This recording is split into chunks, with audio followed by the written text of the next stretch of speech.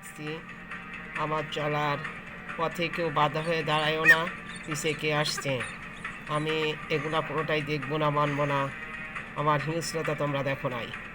আমি এখন খুব রাগান্বিত হয়ে আছি। আমার সামনে থেকে সরে যাও, তা নাহলে বিপদ অনিবার্য।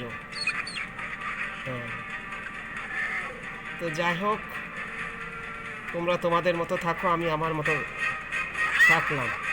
এখন আমি কিন্তু বারবারই তোমাদেরকে বলে দিয়েছিলাম, কথা না শুনলে কি একবার ভেবে দেখো। কারণ যখন আমি আকার ইঙ্গিত দিয়েছি তখন মানো নাই। এখন দুজনের মধ্যে শক্তিতে কে বলি আনা দেখুন। ঠিক আছে, তুই করতে থাক, আর আমি বসে দেখি, তারপর আমি আসবো। আমাকে তো চেনস নাই। বাচ্চাকে পেয়ে মা সব ভুলে গেল। শত্রুদের অনেকবারই নিষেধ করছে যে বেশি বুঝিস না।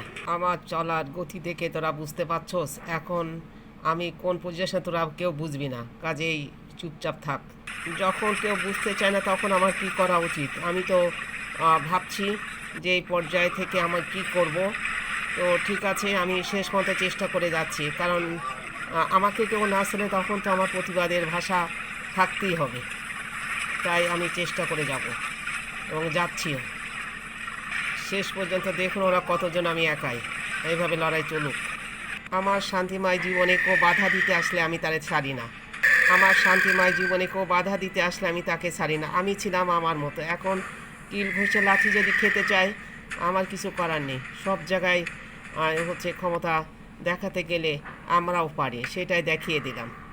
আমি ভয় পাবো না, কারণ আমার সাথে আমার বাচ্চা আছে। পুচকেটার ভালোবাসা না সাহস কোনটা বলবেন? আমি কিন্তু ওকে কিছুই বলছি না, কিন্তু ও যদি আমার সাথে দুষ্টামি করতে আসে তারপরও কিছু বলবো না, কারণ ও আমাকে ভালোবাসে, তাই এসছে। তাই আমার, তা দেখেন আমি মেনে নিচ্ছি, কারণ আমার বাচ্চা আমার সাথে এরকম করেছে। তাই অন্যর বাচ্চাকে আমি ঘৃণা করি না।